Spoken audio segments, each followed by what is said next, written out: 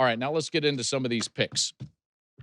Let's go to the SEC. Monster game in Athens as number 10 Texas travels to take on Georgia, number 5 in the country. Georgia is favored by 5.5.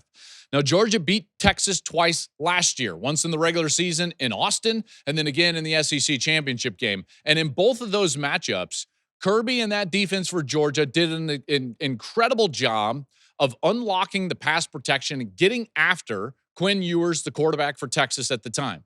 You would think or suspect that a similar thing could happen in this matchup. He was able to slow down Sark's offense. He held them under 20 points in both of those games. They had 13 sacks in the 2 games, and the Texas O-line this year has been a bit of an issue.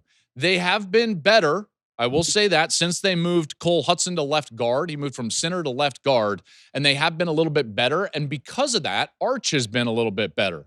But Texas in general is a team that, let's face it, like, we haven't seen a complete game from them. And if we're really being honest with ourselves, don't we know deep down that it's going to take a complete game from any team to beat Georgia in Athens? It's what it took from Alabama. They played one of the great halves of football that we've seen so far in the college football season in that win over Georgia in Athens. Ty Simpson was amazing in that game. So you would have to at least believe that Arch at some point would have to go otherworldly and play the best football that he's played in his career for Texas to win this game. You see, if you just boil this down to trust, let's really talk honestly about this. Which team do you trust in this game? That's not a hard question to answer.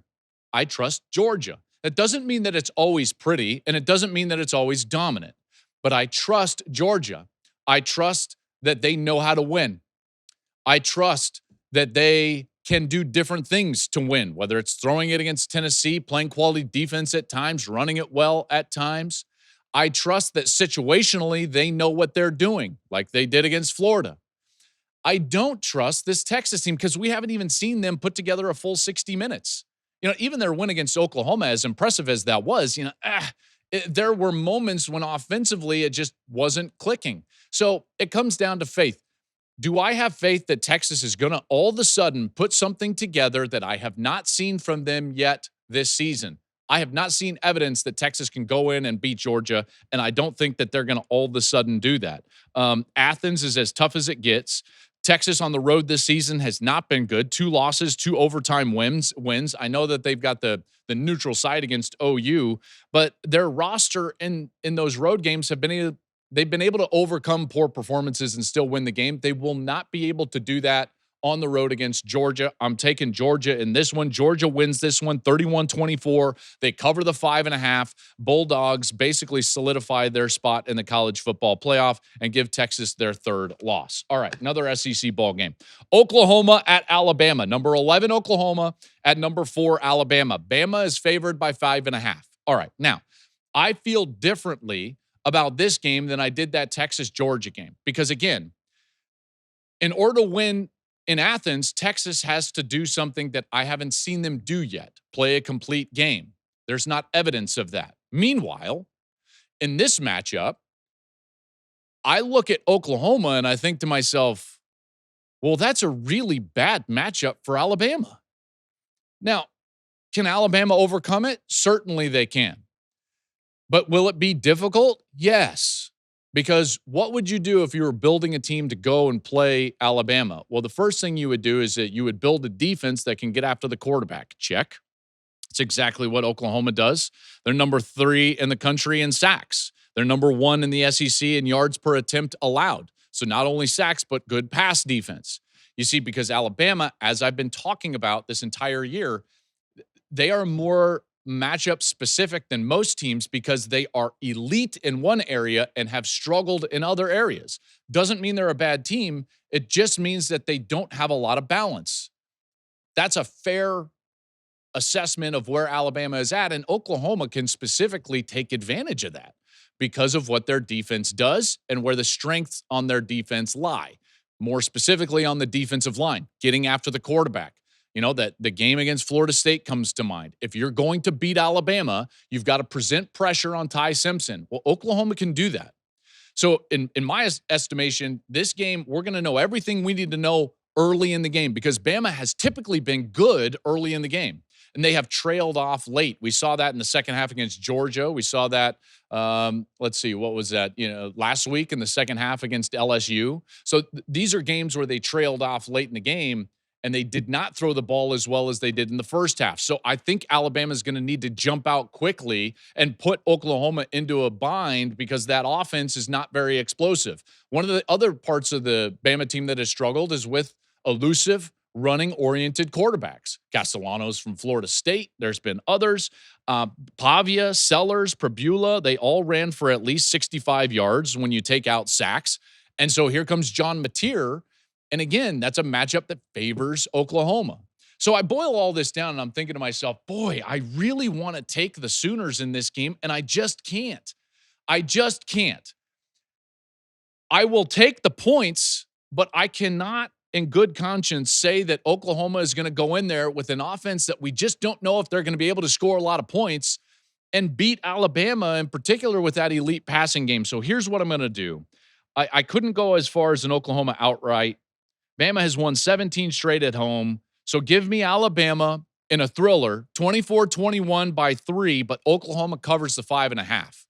Long dissertation to basically tell you, I think that Bama somehow wins the game. Oklahoma covers. Florida at Ole Miss. This is an interesting one because you've got Lane Kiffin potentially going over to Florida next year. So is he coaching against his future team? Here's one of the things, I think is interesting for Ole Miss. And I've mentioned this on previous shows, and I just want to mention it again now. There's an old coaching adage out there that the quickest way to be defeated is to be distracted. And I think that the biggest threat to Ole Miss down the stretch is distraction. And that distraction in the form of the future of their head coach. I don't know where Lane Kiffin is going to end up.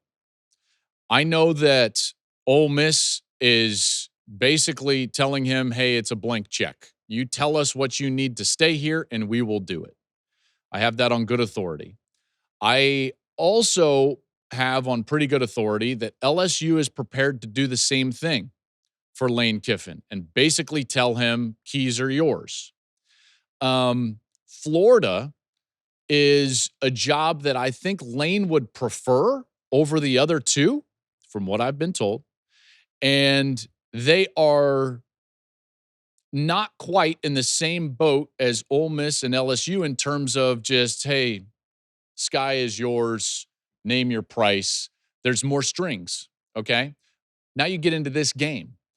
Is Lane going to be motivated to beat this team? Yes. Why? Because if he struggles in this game against Florida, it will create just a seed of doubt in the decision makers' minds at Florida. And if that's the direction that he wants to go, he wants to make sure that there is no seed of doubt. I think that is totally acceptable. I also know that this is a team that lost to Florida last year late, probably shouldn't have, but did, and that kept them out of the playoff to the point where Lane was whining on Twitter, and I had to stuff him in a locker, and Lane's the best, and I love him. And here's the deal. I don't think that they're going to be a team that's overlooking Florida this year because of what happened last year. So two different things. Do you have the team's focus? I believe that that's the case. Will they be distracted with what's going on with their head coach? I hope not. Only time will tell, because here's the other thing about a distracted team. You really can't see it until you fall off a cliff. And then you're like, oh no, like what happened to the focus of the team? It's really hard to predict. It's hard to know it until it's off the cliff, and then you can't come back from that. A week after giving Georgia a really quality game, Florida was a mess last week against Kentucky of all teams. They lost 38-7. Lagway was benched at halftime. Ole Miss is a really good team at home. They've won 20 of their last 21. Trinidad Chambliss has been really good on offense. He's a dual threat, as we know, over 300 yards in 6 of his last 8 starts. I mean, is this Florida team all of a sudden going to play great on the road? I don't think that they are. It's a 15.5-point number at the time that I'm given this. Because of that, idea of Florida beating Ole Miss a year ago and that keeping Ole Miss out of the college football playoff. I think you get the full attention of Ole Miss, and you get Ole Miss 38-20, and they cover the 15.5. Thank you for watching the Joel Klatt Show YouTube channel. And if you liked this clip, make sure to like it and subscribe to the channel, and you can stay up to date on all of my college football coverage.